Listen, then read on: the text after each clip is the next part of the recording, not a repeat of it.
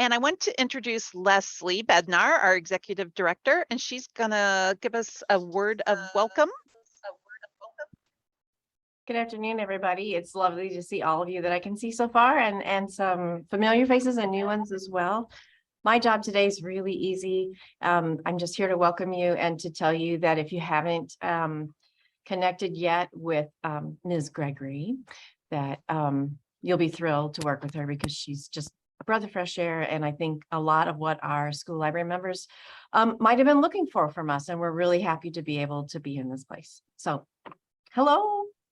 And Thank you. Okay. All right, I'm going to share my screen again and put up the agenda for just a minute so everybody can see it. I'm kind of going back and forth here. Share. You have to excuse me, I've never really hosted before, but I think I have it, and John is still here, so I can yell at him across the hall if I need to. So Ellen is going to talk to us a little bit about System 101. Dina is going to talk to us about Share. Danielle is going to talk to us about the cloudLibrary, and then we are going to hear from Shandy about some exciting marketing and consulting updates. And then the rest of this I'm going to talk about. So some of our IHLS guests will probably hop off after they're done talking because they have other things they're going to do. And then after we get through the informational part of this meeting, if you want to stick around and chat, we can network a little bit. So I'm going to stop sharing and let Ellen Poppet, our Associate Director, have the floor. Hi, everybody. It's good to see all of you.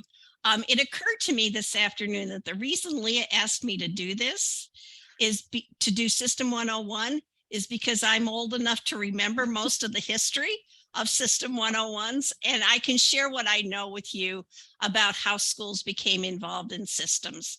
When systems were first formed, they were formed only for public libraries. And in the late 70s, the systems moved to becoming multi-type. In the late 70s, there were 18 systems, regional library systems within Illinois. So in the late 70s, they became multi-type, and system staff from all those 18 library systems went out to school libraries, to academic libraries, to special libraries, and talked to them about joining library systems. And so somewhere in some drawer, there is a document in which the Nashville Elementary School District has joined the Kaskaskia Library System with my signature on it from probably about 77 or 78. And I get really tickled by that. So that was the beginning of the multi-type system membership. And that was based on anything and everything that's in this book, which is the Illinois Administrative Code. It's been revised many, many times since libraries first went multi-type, but the membership criteria for schools has always been pretty much the same. You have to have a physical space. It has to be staffed by a paid employee. And despite what anything you hear on the grapevine, in the administrative code, there is no certification requirement.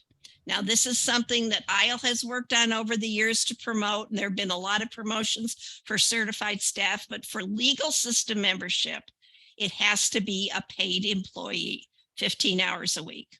And then the collection has to be financially supported, and many collections have been supported by nice structured budgets, and some over the years, budgets, libraries programs have been supported by soft money like the book fair money. So it's all across the range.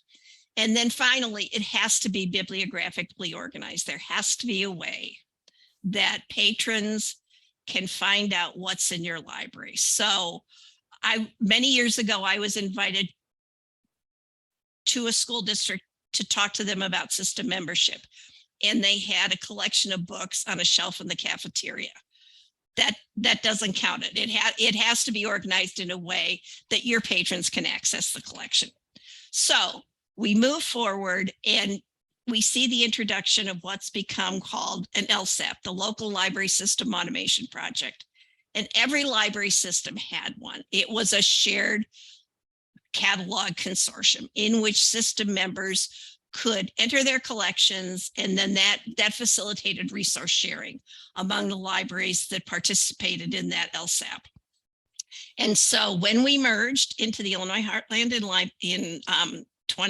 officially in 2011, we had 4 individual LSAPs. They were SILNet, GateNet, Link, and LCAT from the 4 merging systems. Every library that participated in an LSAP paid for that.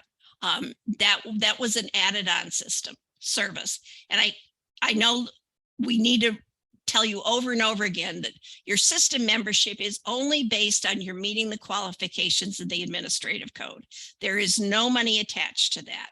And that basic system membership allows you grant eligibility for the state library per capita grant, any competitive grants that the state library offers. It offers you openness to methods of resource sharing, and also the networking that system membership can provide for you over the years. No cost to any of that. If your library would choose to become a part of an LSAP, and I know some of the people here today are part of our current LSAP, which is known as SHARE, there is a cost to that. And so in 2013, IHLS, those 4 LSAPs merged to form SHARE. And we've seen exponential growth over the years. Happily, we were given 2 grants that made that pretty simple. One was a significant grant from the Illinois State Library to bring libraries into the LSAP. And the second one was a grant from Walmart to bring additional libraries into the LSAP. And we continue to look for ways to bring schools especially into the LSAP. And that would be something we would always share with you when that's available.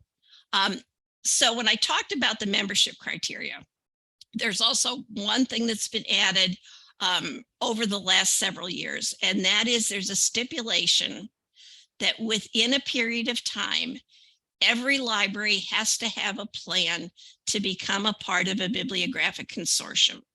And when you certify every year in the winter that you're compliant with the membership criteria, you have to answer that question. And so if you're a member of a consortium already, you just answer yes. If you're not, and you don't know why you're not, there's a place where you can tell us that maybe you don't have the money, maybe your school isn't big enough, maybe your contract isn't up with a previous LSAP, but that has been added to the system membership compliance checklist. So we're always happy to talk to you. Leah's our foot soldier on the ground. Will be your first point of contact, but anybody here is always willing to help in any way we can. And if anybody has any questions to me, or if I just muddied the waters, please ask me for any clarification. Can I ask a question real quick? I'm Jennifer Slack. I work at O'Fallon School District 90. We have 7 schools. We have 3 employees. We have our media specialist. I'm the media secretary, and we have 1 assistant. So we don't have an employee in every space. We run off of parent volunteers. So, and you were listing all those requirements, and I think somewhere along the line you said you had to have a physical space and a paid employee for at least 15 hours. Are you telling me that technically we're supposed to have an paid employee in each school? Well, I think yes. Yes. What I need, we're trying to collaborate with our board and our union to tell them we need an employee in each school. Here's where it comes in, Jennifer. Because of your paid employees that you have, right? Okay, that are working in some of the schools, right? Right. You still qualify for system membership. Oh, okay. Where it would get dicey is when you apply for the per capita grant. Maybe you should only include the schools in which there is a paid employee. Oh, wow. Okay. And that would significantly impact your funding on that grant. Right. So I guess if you could maybe email me at some time those kind of bullet points of those requirements. Sure. That would be great. It's just jslack@of90.net. We'll find you, don't worry. Yeah. Yeah, we'll be glad to do that. Yeah, thanks. All You're right. welcome. Thank you, Ellen. Okay, so now we're going to go into talking a little bit about SHARE, and Dina is going to help us out with that. Dina is my point person. I always tell her when somebody need something. And I'm like, well, I'm going to get Dina involved and she'll probably answer before I finish sending the question because she's super fast. So yay, Dina. Good afternoon. I hope everyone can hear me okay. I am having problems with one earbud staying in my ear today, so I'm down to one. But like Leah said, I'm Dina Porter. I am the Share Administrative Services Supervisor. So what does all of that mean? I am the person that you will need to contact if you want to make any changes for your library's settings. I do all of the back end stuff for Polaris and Leap. So if you wanted to change your loan periods, the number of items your students could have checked out, the number of items they can have on hold, anything like that, that has to do with things that you do in Polaris and Leap. Ellen did touch briefly about SHARE, but what is SHARE? SHARE is an acronym and it stands for Sharing Heartland's Available Resources Equally. SHARE is a collection of libraries in the central Southern Illinois area that have joined together, and we have formed the largest automation consortium in North America, which I think is very impressive. Currently, we have almost 500 different library locations, half of which are schools. So it's right at about half and half schools, half public libraries, and a few special libraries mixed in for good measure. The size of the consortium means that our patrons have access to almost 8.8 million items at last count. And that number, I looked that up, and that was one day last week. So it may be 8.9 million items by now. So they can order those items from their home library, their home computer, mobile device, whatever technology they have at their fingertips, and it can be delivered within days. In our fiscal year 2022, our patrons checked out 6.7 million items, which is a little over 1 million more than what we had during that previous fiscal year. I do want to point out a few things about the SHARE website. If you go to share.illinoisheartland.org, you will see the system status on the right. So if you are a SHARE member and you ever are experiencing issues with connectivity, problems with just something's just not right with the Polaris or Leap, you can see the system status over on the right. And I lost where I was. Let me see. I lost my spot because I'm reading. Why would I plan ahead for this? You can see there's a link directly for help desk tickets. You can use our help desk tickets for many, many things, from that connectivity issue to logging in problems, just to name a few. Even if you want to change the loan periods, you can do help desk tickets for everything. Also on the SHARE circulation webpage, if you go, or I'm sorry, on the SHARE webpage, if you click on the circulation tab, if you scroll down just a little bit on that tab, there's a link that is just for schools. In this area, you can find the closing dates form where you can enter your dates for when your library is going to be closed. Along with that, you will find the no delivery request form. So if you also don't need delivery for certain days, you can fill out that form, and then IHLS delivery will take care of that. We also have how-tos for dealing with your overdue notices, and there's just a whole wide variety of helpful hints and instructions. Also on the SHARE website, be sure to check out the training tab. From there, you can log on to our training site, and you just simply use your Polaris username and password. There we have circulation training. There's Leap training if you are interested in becoming a barcoder. Those classes are on there. And if you don't have to log in for this, but once you're on our training site, if you scroll all the way down to the bottom, you'll see a link for our training archives. This is a wonderful, wonderful source for training. You can find quick instructions for everything from just simply checking out a book to renewing items to creating a patron record, and literally everything in between. Some of the material on there is it may look a little dated, but we are in the process of updating that. I'm actually in the Edwardsville hub today. I was working with my staff, so we're working on getting all of that updated. And then just a reminder, I always say this in any time I do any type of presentation, for those libraries that are using Leap, which is kind of the wave of the future in the Polaris world, I just want to remind everybody that uses Leap, when you are done with any transaction, be sure and click that red close button. And it's usually up on that far right side. And what that will do is that will close the item record, the patron record, whatever you had open, that's going to close it so then other libraries have access to it. So if you have, like Amber Brown is not a crayon book popped up and you're looking at to see how many pages it is, maybe if it's an AR book, and you just leave that open, most likely then another library really can't access it because that record is still open. I will put my contact information down in the chat. Please feel free to give me a call, send me an email anytime you have any questions about anything. And also for training, we offer basically whatever training you want or you feel or that you need. We can do this in a virtual setting like we're doing now, or we can come to you if that's easier. So you just have to let us know.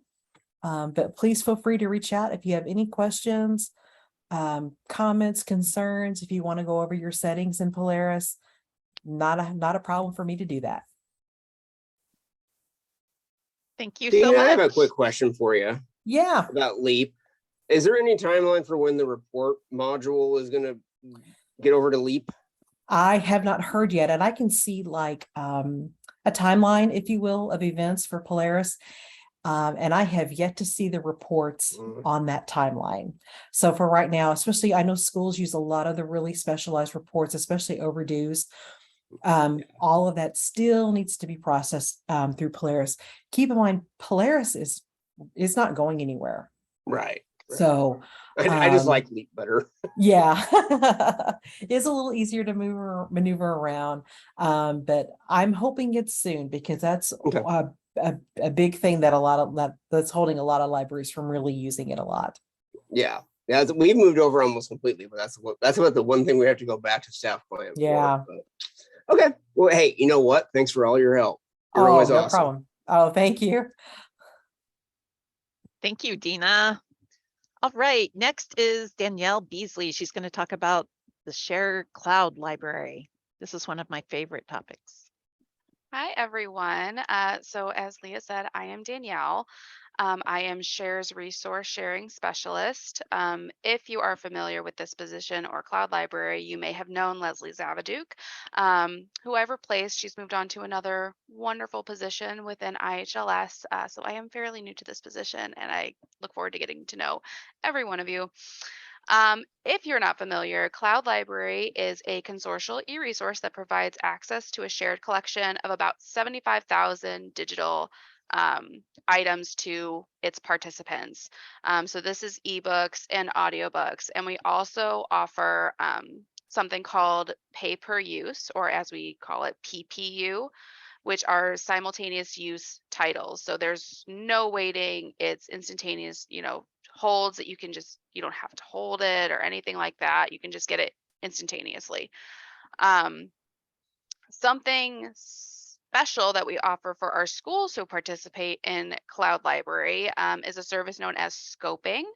So what scoping does is it helps limit student access to the more mature content that might exist within Cloud Library.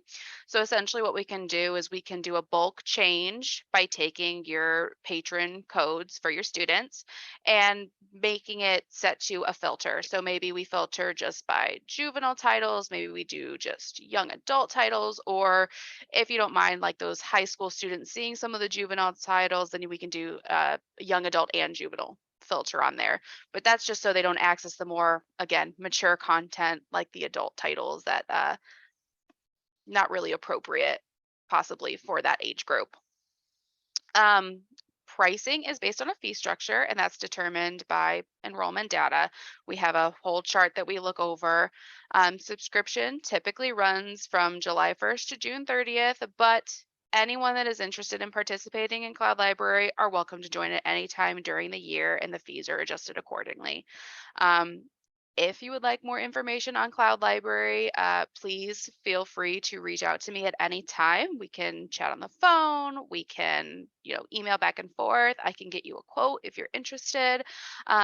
you just got to let me know. I'm also the contact person if you're having any issues with cloudLibrary. So if you currently have it, you're seeing some problems, please reach out to me and I'll see what I can do. If it's, more than anything I can do, I have the appropriate channels that I can reach out to hopefully resolve the issue for you.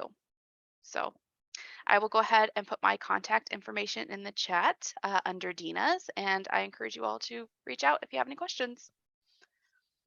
Thank you, Danielle. And now on our last visitor, I'm going to say your name wrong. It's Shandy Grev Penrod from our marketing and communications channel. Is that correct? Did I get it right? Shandy Grieve, Penrod. I'm It's sorry. fine. I It's knew fine. I So, hi, I'm Shandy Grieve Penrod, and I am the marketing coordinator at Illinois Heartland Library System. I wanted to share some resources that we have, as well as some developments of those resources that we're going to be rolling out some additional things this fall. So if you haven't been to our website, our current website has a lot of resources on it. It's www.illinoisheartland.org, like all one word, or you can just throw Illinois Heartland Library System in Google and you'll find it right away. You'll find tools on there, including our delivery guidelines, links to requests if you need changes in delivery service. You'll find a page of grants where you can filter by school library and find grants that are specifically for schools, or there might be like schools and publics, things like that. There's also a resources for library section, and that has things ranging from places to get free continuing education to marketing tools like Canva. On our new website, which will be rolling out this fall, we're working on it very hard right now, we'll have all of those tools plus a few additional things. So we'll have a more robust job board. So if you have a position that you need to fill at your library, you can for free, submit the job to our job board and we'll get it posted up there for you. And we will have resource guides on library topics. So we currently have one that we're featuring on our homepage about library censorship and book challenges. So that includes both what to do to prepare for a book challenge that's never happened, or what to do if one has happened right now and you got to figure out what to deal with it. So Leah worked really hard on getting those resources and we laid them out on a nice page, and we're going to continue to make resource guides like that. So on our new website, you'll see a section specifically for that. We are also going to have a page specifically for school libraries that will have all the things that you'll need to know for new school library staff. Things that might include, this is what you need to do to maintain your membership. This is about when certification is every year, and here's the link. Here are some ongoing grant opportunities. Here's the grant for that school per capita grant that Leah mentioned. So we don't have an exact date for that rollout, but those tools and other tools will be on there. So we're pretty excited about that. We're trying to think of you guys in particular. What could you guys need? Let's get those resources like in one place where you can find them all really easily. So we're working on that for you. Another thing we're working on that you'll also eventually see on that website is expanded consulting services. So right now you are welcome to call Leah or any staff member at Illinois Heartland Library System, and we will share whatever knowledge we have with you on whatever the issue might be. It might be specifically librarian work that you need help with. It might not be. You might have IT software type questions, or how do I market this speaker that's coming in? So even right now, you're welcome to call us, and Leah's the perfect, you can call me, but Leah's the perfect person to contact, and she'll get you in touch with one of us and we'll help you out. You can bounce ideas off of us, that sort of thing. But starting this fall, we're going to roll out a way that you can really easily look at our list of expertises and say, I need to speak to someone in marketing, and that'll connect you with me or my partner, Carol, and you can book a time with us, like right then and there, share a calendar. So, and that'll be true for me and a lot of our other professional staff. So we hope that is helpful. And again, I don't have an exact date. I do know our website will be out first and that'll be rolled out second.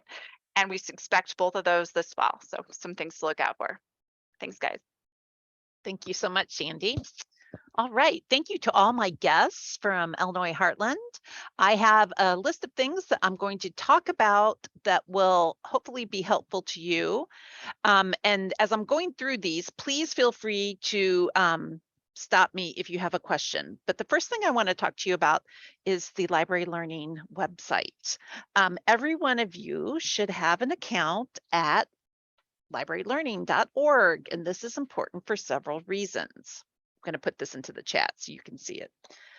This is the primary way that your library is kept track of, both by us and by the Illinois State Library. So as staff in your library change, we really would love for those new people to set up a library learning account. Because if you get email outreach from us, that's where we get our emails from. If I need to call somebody there, that's the first place I go to get the phone number and the contact and the email.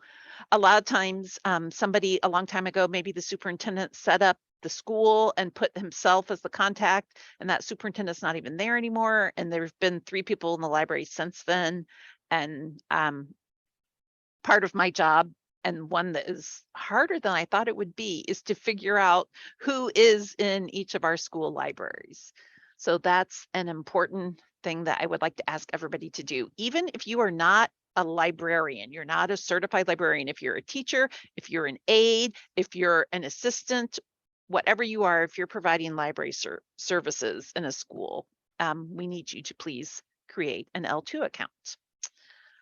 Okay, the next thing I want to talk about is continuing education, which is important for teachers all the time. I know you're always looking for ways to get PDH.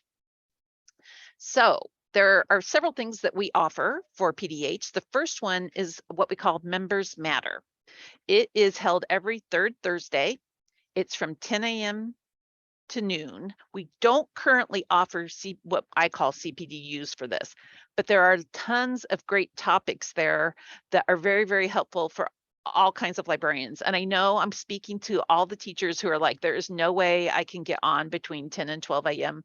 and that is, or 10 a.m. and 12 p.m. That is perfectly fine. Those are always recorded and they're put on our YouTube channel, and there's some great information there. And not all of them apply to school libraries, but many of them are helpful, like outside your life as a school librarian. Like I was fascinated by the one about how libraries are helping with memory care, and having elderly family members in my life. I found that very, very useful.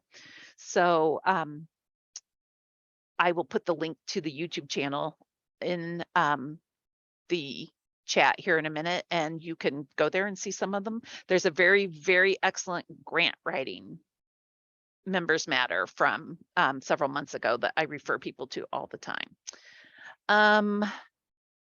The big one that's coming up in November is called Member Day.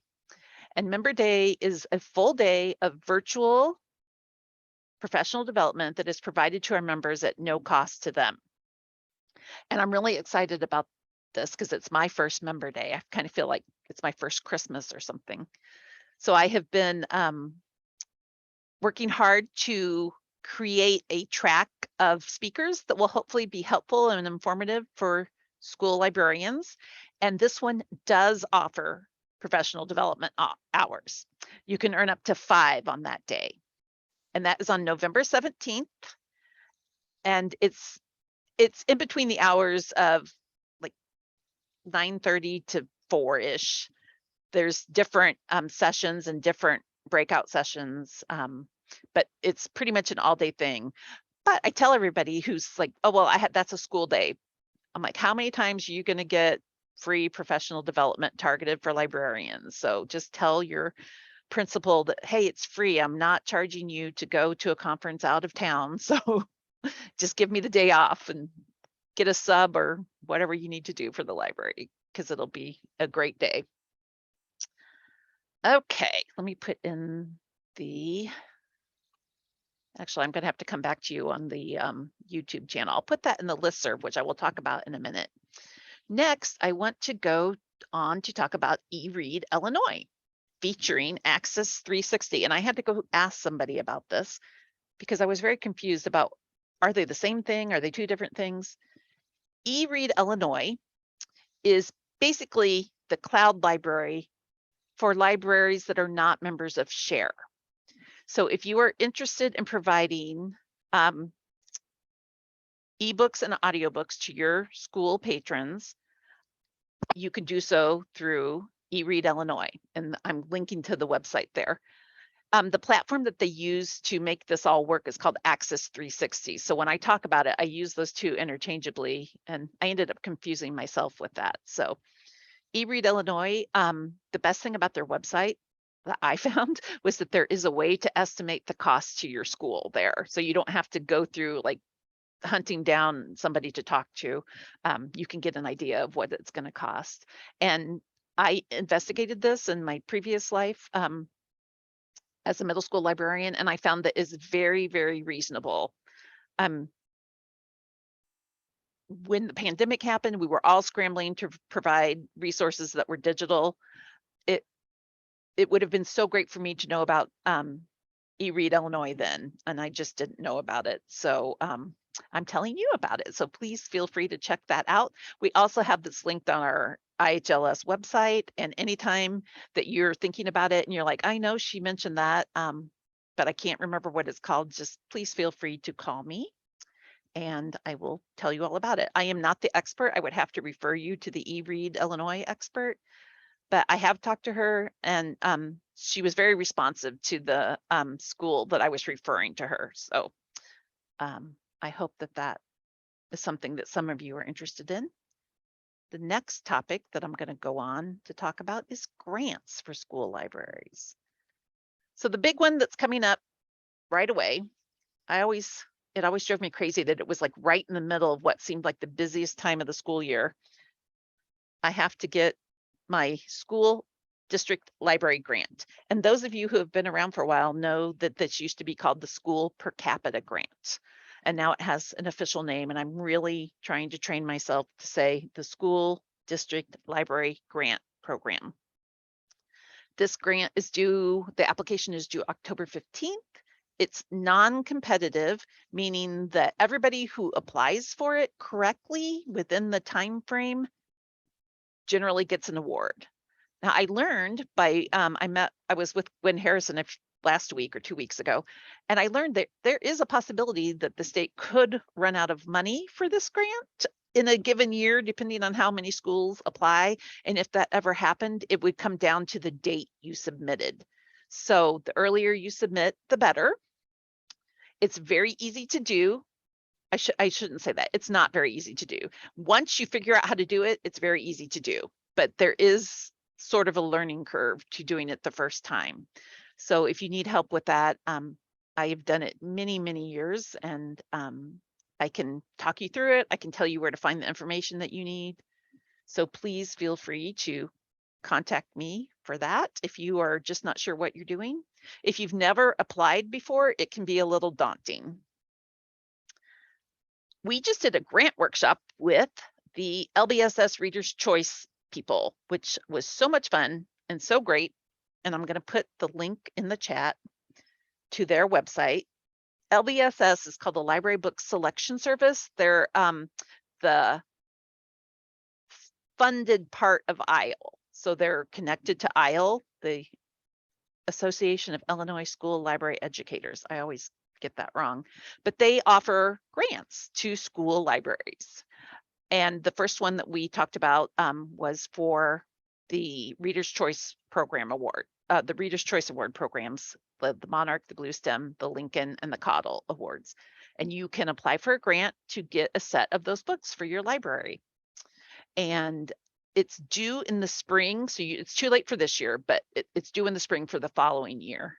And it's a very good grant. They also have a grant called Feed Your Need, which is also for school libraries. And I am not as clear on the guidelines of that one, but I am linking to their webpage so that you can go there and find out all about it. They're very great people and very fun. I found out because we did this program together, and they want to get money in the hands of libraries that need it. So please, if you you might be a fortunate library that has just an unlimited budget and could get everything you need with no problem. But if you're like almost the rest of the world, you probably could use some help with some of those books. All right. One other thing I want to talk to you about is the school library data project. Some of you noticed when you did your certification this year that there were a bunch of extra questions. I can't see a lot of you, so I'm not sure if you all are like, yeah, I did notice that. But those were put there by the state of Illinois for a specific reason. And I'm going to tell you a little what I know about it, and then I'll tell you about how you can get more information. So the state library and our northern state library system, so RAILS, which is called Reaching Across Illinois Library System, they are working on a project. It's very ambitious. And the more I know about it, the more I'm like, I don't even know how they're going to do this, but they are plugging away at finding out every school in Illinois, do they have a library? Do they have a person in it? Is that person certified? Does that person go back and forth between buildings?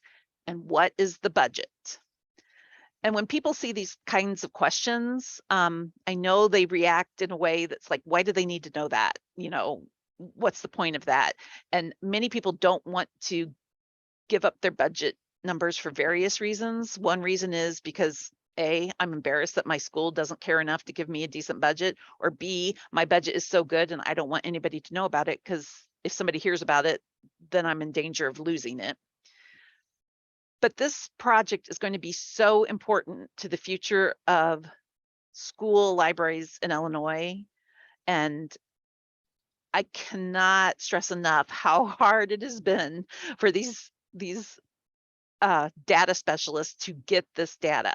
So I just wanted to tell you that you might actually hear from them, because they're going through that data that we submitted at certification time.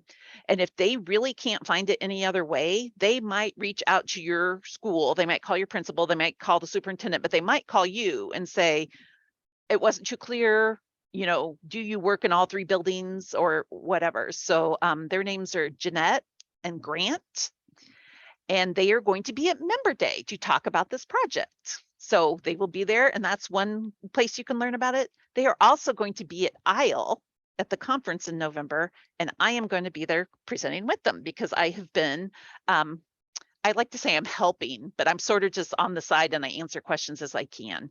But it's been a very eye-opening experience, and I think a lot of people will find it eye-opening.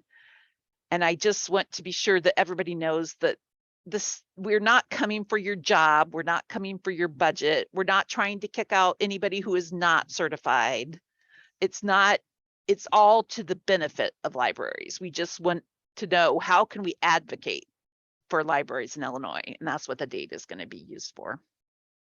All right, the last thing I want to talk about, and then we can talk about whatever you want to talk about, is networking. And so many of you that I have visited over the last few months, I started here in January.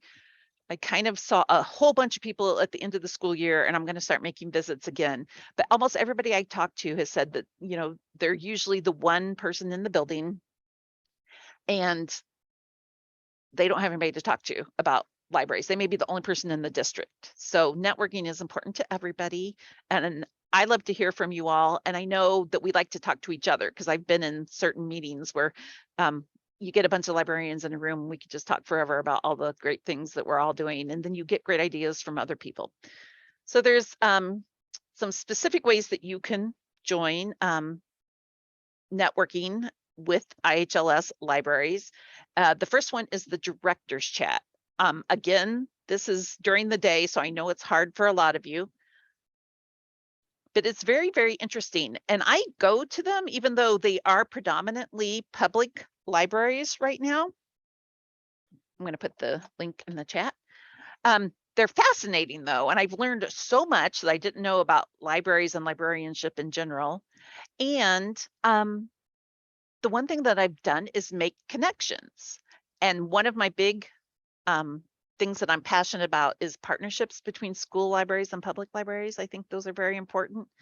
And I am really starting to be able to meet people in public libraries that I can then connect our members with. So that's one thing that if you're ever free at 1 o'clock on a Thursday, we have them every Thursday except the third Thursday when we have Members Matter. But if you're free at 1 o'clock, and it's the kind of thing, it's a typed chat. It's like from the old like instant message type of day.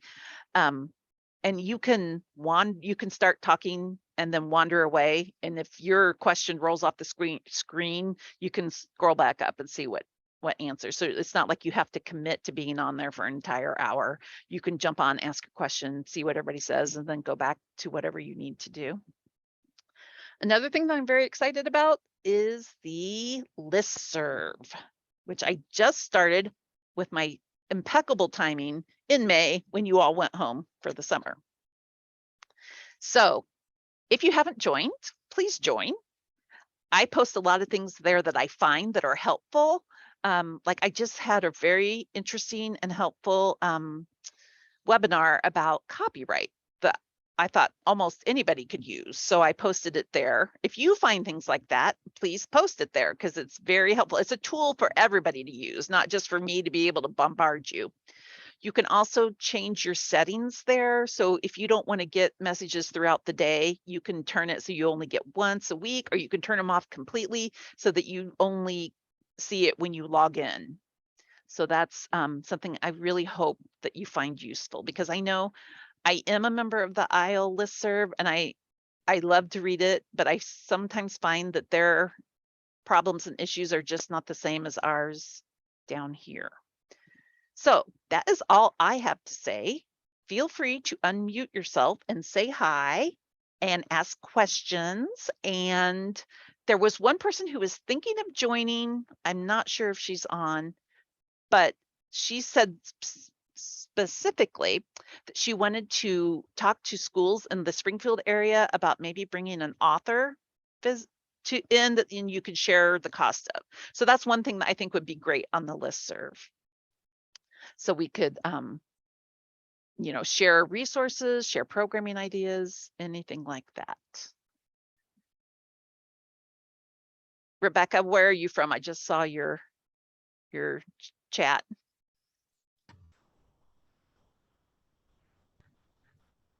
I'm going to stop recording now because we're sort of over the informational part and we're going to just kind of chat now. So you'll